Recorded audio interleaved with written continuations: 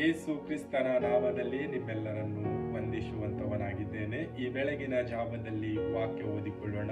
ಯೂದನು ಬರೆದ ಪತ್ರಿಕೆ 1ನೇ ಅಧ್ಯಾಯ 20ನೇ ವಚನದಿಂದ 21 ವಚನ ಓದಿಕೊಳ್ಳೋಣ.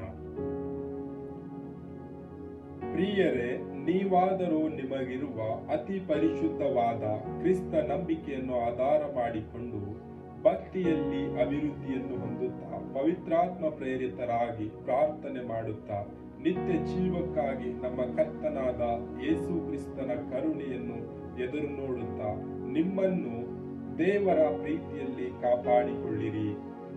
ಕರ್ತನಲ್ಲಿ ಪ್ರೀತಿಯುಳ್ಳ ದೇವಜನರೇ, ನಾವು ಈ ಒಂದು ದಿನದಲ್ಲಿ ವಾಕ್ಯ ಓದಿರುವ ಪ್ರಕಾರ ನಂಬಿಕೆ, ಭಕ್ತಿಯಲ್ಲಿ ವೃದ್ಧಿ, ಪವಿತ್ರಾತ್ಮನಿಂದ ಪ್ರಾರ್ಥನೆ ಮತ್ತು ದೇವರ ಕರುಣೆ, ದೇವರ ಪ್ರೀತಿ ಹೊಂದಿದವರಾಗಿ ನಾವು ಈ ಲೋಕದಲ್ಲಿ ಜೀವಿಸ್ತಾ ಇದ್ದೇವಾ? ಇಲ್ಲ, ನಮ್ಮ ಒಂದು ಆಲೋಚನೆಯ ಪ್ರಕಾರ ನಾವು ಜೀವಿಸ್ತಾ ಇದ್ದೇವಾ?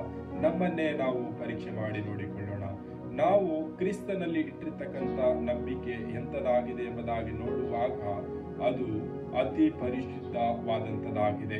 ನಾವು ಕ್ರಿಸ್ತನಲ್ಲಿ ಅತಿ ಪರಿಶುದ್ಧವಾದ ನಂಬಿಕೆ ಇಟ್ಟಾಗ ನಂಬಿಕೆಯಲ್ಲಿ ಅನೇಕ ವಿಷಯಗಳು ನಾವು ಜಯಿಸುವಂತವರಾಗಿದ್ದೇವೆ. ನಂಬಿಕೆಯಲ್ಲಿ ನಾವು ಭಕ್ತಿಯನ್ನು ವೃದ್ಧಿಪಡಿಸುವಂತವರಾಗಿದ್ದೇವೆ. ನಾವು ಭಕ್ತಿಯಲ್ಲಿ ವೃದ್ಧಿ ಹೊಂದುತ್ತಾ ಇರುವಾಗ ಪವಿತ್ರಾತ್ಮನ ಪ್ರೇರಣೆಯಾಗಿ ನಮಗೆ ಅನೇಕ ಪ್ರಾರ್ಥನೆ ವಿಷಯಗಳು ಪವಿತ್ರಾತ್ಮನು ನಮಗೆ ತಿಳಿಸುವಂತವನಾಗಿದ್ದಾನೆ.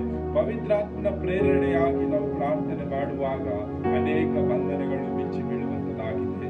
ಅನೇಕ ಪ್ರಾರ್ಥನೆ ವಿಜ್ಞಾಪನೆಗಳಿಗೆ ಉತ್ತರ ಸಿಗುವಂತದಾಗಿದೆ. ಅತಿ ಪರಿಶುದ್ಧರಾಗಿ ನಂಬಿಕೆ ಇಟ್ಟಿದ್ದೇವಾ? ಭಕ್ತಿಯಲ್ಲಿ ವೃದ್ಧಿ ಹೊಂದುತ್ತಾ ಇದ್ದೇವಾ? ಪವಿತ್ರಾತ್ಮನ ಪ್ರೇರಣೆಯಾಗಿ ನಾವು ಪ್ರಾರ್ಥನೆ ಮಾಡುತ್ತಾ ಇದ್ದೇವಾ? ನಮ್ಮನ್ನೇ ನಾವು ಪರೀಕ್ಷೆ ಮಾಡಿ ನೋಡಿಕೊಳ್ಳೋಣ. ಮತ್ತು ನಿತ್ಯ ಜೀವಕ್ಕಾಗಿ ನಾವು ಯೇಸು ಕ್ರಿಸ್ತನಲ್ಲಿ ಕರುಣೆ ಹೊಂದಿದವರಾಗಿದ್ದೇವಾ? ಯೇಸು ಕ್ರಿಸ್ತನಲ್ಲಿ ನಾವು ಪ್ರೀತಿ ಹೊಂದಿದವರಾಗಿದ್ದೇವಾ? ಯಾಕೆ ಎಂಬುದಾಗಿ ನೋಡುವಾಗ ನಿತ್ಯ ಜೀವಕ್ಕಾಗಿ ನಾವು ಯೇಸು ಕ್ರಿಸ್ತನು ನಮ್ಮನ್ನು ಕರುಣಿಸುವಾಗ, ನಮ್ಮನ್ನು ಪ್ರೀತಿಸುವಾಗ ನಾವು ನಿತ್ಯ ಜೀವವನ್ನು ಹೊಂದುಕೊಳ್ಳುವಂತವರಾಗಿದ್ದೇವೆ. ಇಲ್ಲವಾದರೆ ನಿತ್ಯ ಜೀವವನ್ನು ನಾವು ಹೊಂದಿಕೊಳ್ಳುವುದಕ್ಕೆ ಸಾಧ್ಯವಿಲ್ಲ. ಯೇಸು ಕ್ರಿಸ್ತನೇ ಸತ್ಯವು, ಜೀವವು, ಮಾರ್ಗವೂ ಆಗಿದ್ದಾನೆ. ಪರಲೋಕಕ್ಕೆ ನಾವು ಹೋಗಬೇಕಾದರೆ ಯೇಸು ಕ್ರಿಸ್ತನ ಕರುಣೆ, ಪ್ರೀತಿ ನಾವು ಹೊಂದಿಕೊಳ್ಳುವಂತರಾಗಬೇಕು. ಈ ಒಂದು ದಿನದಲ್ಲಿ